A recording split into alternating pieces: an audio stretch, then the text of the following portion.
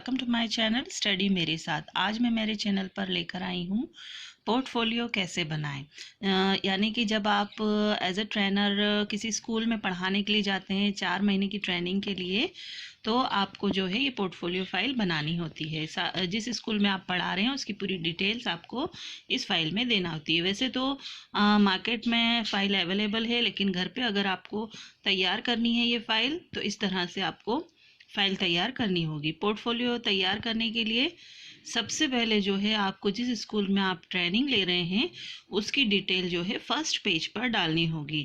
इस तरह से डिटेल्स अबाउट द स्कूल, इसको आप हिंदी में भी लिख सकते हैं, इंग्लिश में भी लिख सकते हैं। तो name of the school, address, phone number, यानी जिस स्कूल में आप पढ़ा रहे हैं वो उसका नाम आ जाएगा, एड्रेस आ जाएगा, फ़ोन नंबर आ जाएगा, कोई ईमेल है तो वो आ जाएगा, कौन सी क्लास में आप पढ़ा रहे हैं वो आ जाएगा, नेम ऑफ द प्रिंसिपल यानी उस प्रिंसिपल का नाम आ जाएगा, number of the teaching staff, वहाँ पे कितने टीचिंग स्टाफ है वो, number of non teaching staff, timing of the school, school का टाइम क्या है, and duration of the stay यानी आप वहाँ पर कितने महीने आपने एज अ ट्रेनर काम किया है। ठीक है, फर्स्ट पेज पे आपको पूरी डिटेल स्कूल की देने के बाद उसके बाद आपको जो सेकंड पॉइंट आता है विद्यालय का संक्षिप्त इतिहास, यानी आपको उसका संक्षिप्त इतिहास देना है। आप यहाँ पे इसका पिक्चर भी लगा सकते हैं जिससे आपकी पोर्टफोलियो और सुंदर दिखेगी, लेकिन मेरे पास अवेलेबल नहीं था इसलिए मैं नहीं लगा पाई कोई भी चित्र। आप लगाएंगे तो ज़्यादा सुंदर लगेगा। तो विद्यालय का संक्षिप्त इतिहास जो है हमको यहाँ पे देना है इस पॉइंट में। हमने छात्र अध्यापिका के रूप में जिस विद्यालय में इंटर्नशिप की है उस विद्यालय का नाम विद्या निकेतन है। आपने जिस विद्यालय से की हो आप उस विद्यालय का नाम लिख दीजिए। यहाँ पे सब काल्पनिक है, मैंने अपने मन से जो है स्कूल और टीचर्स के नाम दिए हैं। तो विद्या निकेतन है। इस विद्यालय के इतिहास का अगर वर्णन करें तो यह विद्यालय राहुल भार्गव जी की देख रेख में कार्यरत है, यानी यहाँ के जो प्रिंसिपल हैं। यह एक प्राइवेट स्कूल है। प्रारंभ में इस स्कूल को 10वीं तक मान्यता प्राप्त थी, बाद में 12वीं तक मान्यता मिली। इस विद्यालय में बालक व बालिकाओं को समान शिक्षा प्रदान की जाती है। यानी विद्यालय का ये संक्षिप्त इतिहास है। आप चाहें तो इसमें कुछ और पॉइंट्स बढ़ा भी सकते हैं, घटा भी सकते हैं। अब नेक्स्ट पॉइंट में आ जाएगा आपका विद्यालय का प्रबंधन तंत्र, या आप मतलब एक ही पेज पे एक पॉइंट को कंप्लीट कीजिएगा। फिर नेक्स्ट उस पे आ जाएगा विद्यालय का प्रबंधन तंत्र।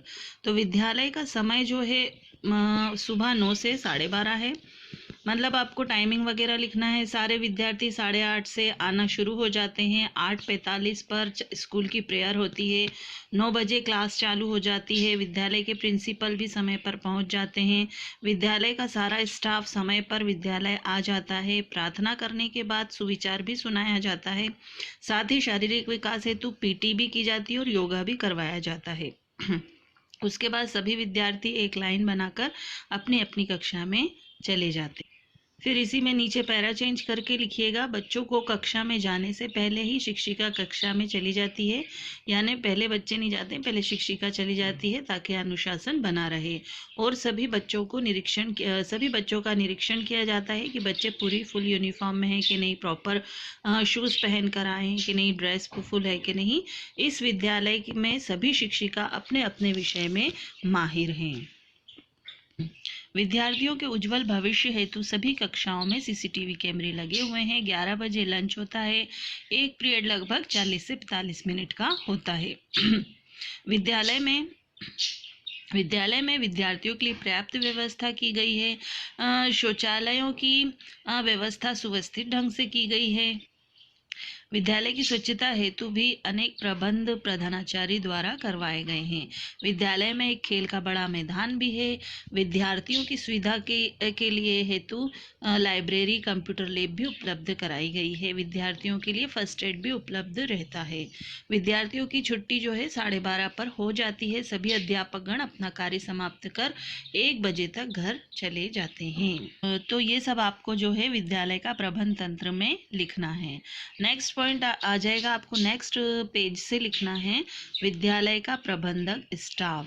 तो मैंने थोड़ा सा लिखा है यहाँ पे, डायरेक्टर कौन है, Shri Rambhool Singh, principal Rahul Bhargava, vice principal Sanjay Yadav, reception staff Shrimati Sonia, Shrimati जो भी नाम हो, तनुरानी।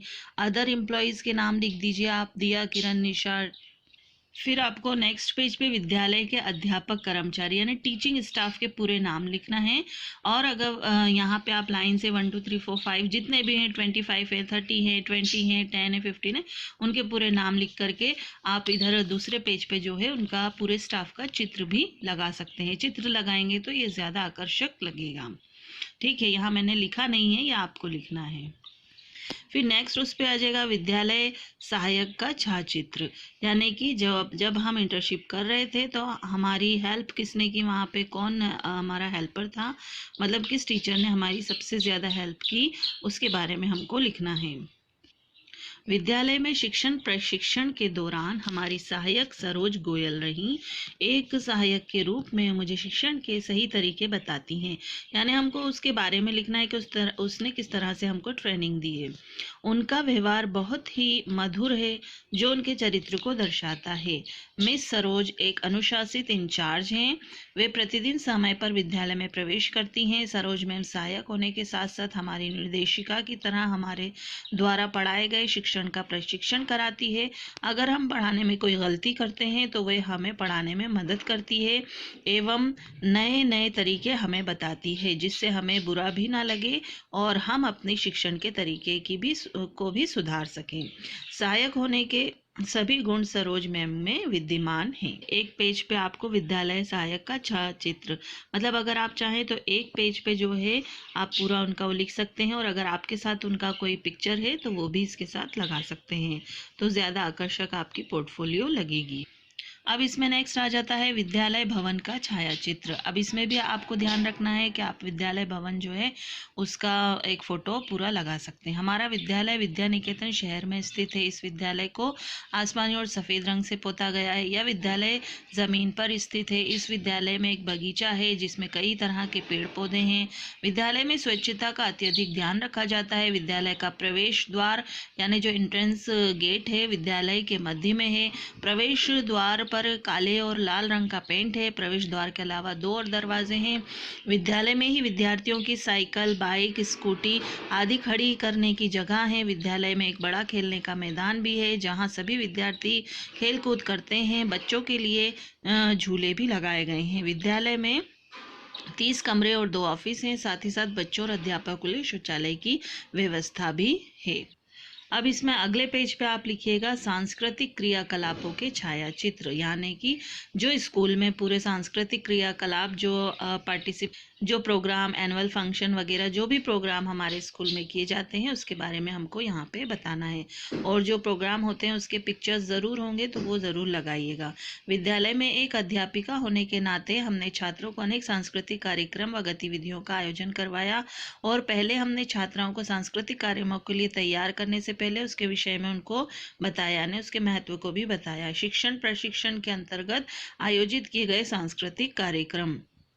शिक्षण प्रशिक्षण के दौरान हमने कुछ सांस्कृतिक गतिविधि आयोजित जो निम्नलिखित हैं, जैसे क्या क्या कि हमने कला प्रतियोगिता, लोहड़ी का प्रोग्राम, गणतंत्र दिवस, रैली आयोजन।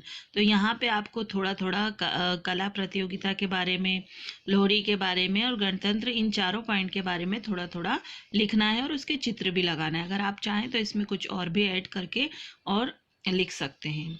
ये हमने इसमें डिस्क्रिप्शन नहीं दिया, लेकिन आप पूरा इसको डिटेल में थोड़ा थोड़ा लिखिएगा। फिर कक्षा में प्रवेश विवरण, ये भी एक पॉइंट आएगा इसमें। विद्या निकेतन, इसके बारे में लिखेंगे कि विद्या निकेतन विद्यालय में विद्यार्थियों की कुल संख्या 1000 है। इस विद्यालय में इस साल 200 बच्चों ने प्रवेश किया है। विद्यालय में प्रवेश हेतु निम्न प्रक्रिया अपनाई जाती है, यानी क्या किया जाता है जब प्रवेश होता है तो एडमिशन लिया जाता है। जब क्या होता है तो प्रवेश का जो रजिस्टर बनता है, यानी एडमिशन जब होते हैं बच्चों के, उसका जो रजिस्टर बनता है उसमें बीएड स्टाफ ट्रेनिंग टीचर्स आवश्यकता अनुसार नाम अंकित किया जाता है। उसमें प्रतिदिन आने का समय अंकित कर कर्मचारी अपने हस्ताक्षर करते हैं। अवकाश होने पर इंचार्ज लाल स्याही से अवकाश का प्रकार अंकित करते हैं। अध्यापकों की उपस्थिति का विवरण इस बात का भी साक्षी होता है कि अध्यापकगण कितनी ईमानदारी से अपना कर्तव्य पूरा करते हैं तथा कितने अनुशासित समय पर कब विद्यालय और कक्षा में प्रवेश करते हैं। अपने शिक्षण प्रशिक्षण के दौरान हम एक अच्छे शिक्षक के सभी गुणों को धारण करते हुए नियमित समय पर विद्यालय में उपस्थिति शिक्षण किया तथा 4 माह में विद्यालय की छुट्टी के समय भी हम रजिस्टर पर हस्ताक्षर करके जाते हैं, जिससे हमारे आने जाने का रिकॉर्ड रखा जाता है। तो ये आप नेक्स्ट पॉइंट आ जाएगा कक्षा की समय सारणी का विवरण विषयवार तथा शिक्षक दर। कक्षा में समय सारणी 2 प्रकार में रखी जाती है, कक्षानुसार समय सारणी, आवश्यकता अनुसार समय सारणी। तो पहला पॉइंट कक्षानुसार समय सारणी में आ जाएगा। इस सारणी में यह हो जाता है कि कक्षा में कौन कौन से अध्यापक किस विषय का किस किस दिन अपने क्लास में शिक्षण कार्य करते हैं। दूसरा इसमें आ जाता है अध्यापक अनुसार समय सारणी। इस सारणी से यह ज्ञात होता है कि कौन से अध्यापक किस दिन कक्षा में शिक्षण कार्य करते हैं। तात्पर्य यह कि प्रधान अध्यापक इस समय सारणी के द्वारा आसानी से यह ज्ञात कर लेते हैं कि किस समय कौन सा शिक्षक किस कक्षाओं में कौन सा विषय पर शिक्षण कर रहे हैं। अब वहाँ पे एक कंप्यूटर प्रयोगशाला होगी जिसके बारे में आपको एक रिपोर्ट लिखना है और वहाँ का एक चित्र आपको लगाना है। तो ये आप अपनी मर्जी से लिख सकते हैं। दूसरा पॉइंट आएगा प्रयोगशाला के बारे में, यानी जो लैब होती है, साइंस लैब होती है, उसके बारे में आपको रिपोर्ट लिखना है और उसका चित्र यहाँ पे लगाना है। आगे अगला पॉइंट आ जाएगा, ये आपको सब नए पेज पे ही लिखना है। फिर अगला पॉइंट आ जाएगा फीस रसीद जारी करना।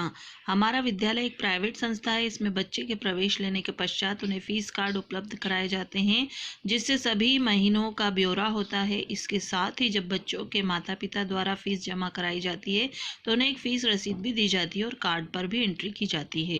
फिर आ जाता है इसके बाद स्थानांतरण प्रमाण पत्र जारी करना। स्कूल में जब छात्र कक्षा उत्तीर्ण करते हैं तो उन्हें एक पत्र प्रदान किया जाता है जिसे स्थानांतरण पत्र कहते हैं। इस स्थानांतरण पत्र के द्वारा विद्यार्थी अगली कक्षा में प्रवेश ले सकते हैं। स्थानांतरण प्रमाण पत्र में विद्यार्थियों के आचार तथा पिछली कक्षा के प्राप्त किए अंक लिखित होते हैं। इसमें अगला पॉइंट आ जाएगा प्रगति रिपोर्ट निर्माण। छात्रों के मूल्यांकन करने के लिए हर महीने जो है यूनिट टेस्ट के बाद प्रगति रिपोर्ट दी जाती है, जिससे यह पता चलता है कि विद्यार्थी कितना सीख पा रहे हैं। विद्यालय में यूनिट टेस्ट करवाए जाते हैं, हाफ ईयरली एग्जाम भी होते हैं, समय समय पर उनका टेस्ट लिया जाता है। उसके बाद लास्ट में फाइनल एग्जाम भी होते हैं। फिर उसके बाद अगला पॉइंट आ जाएगा संचयी आलेख का निर्माण। इसमें पॉइंट्स आ जाएंगे। इस विद्यालय में इस बात का बहुत ध्यान रखते हैं कि बच्चे आपस में लड़ाई झगड़ा ना करें, चोरी नहीं होती है, सभी आपस में प्रेम से रहते हैं, अध्यापिका बच्चों को मारते पीटते नहीं हैं, बच्चे सभी की मान्यता का पालन करते हैं। अब गरीब छात्रों की सहायता हेतु सुझाव भी दिए गए हैं कि जो गरीब बच्चे होते हैं जो पैसों के कारण अपनी शिक्षा अधूरी छोड़ देते हैं, ऐसे छात्रों की फीस माफ़ कर देनी चाहिए। गरीब बच्चों की सहायता हेतु मिड डे मील की व्यवस्था भी करनी चाहिए। ये मैंने सिर्फ 2 पॉइंट लिखे हैं, आप इसमें बढ़ा भी सकते हैं कि गरीब छात्रों की सहायता हम किस तरह से कर सकते हैं। फिर इसके बाद लास्ट पॉइंट आ जाएगा किशोर छात्रों को निर्देशन हेतु सुझाव। तो यदि हम बालक व बालिकाओं को आत्म समायोजन तथा सामाजिक समायोजन प्रदान करना चाहते हैं तो उनकी मार्गदर्शन प्राप्त करना चाहिए। छात्रों को शिक्षा के क्षेत्रों में उचित रूप से समायोजित होने के लिए एवं प्रगति के लिए निर्देशन देना चाहिए। छात्रों को अपनी योग्यताओं तथा रुचियों के अनुकूल काम चुनने के अवसर प्राप्त होने चाहिए।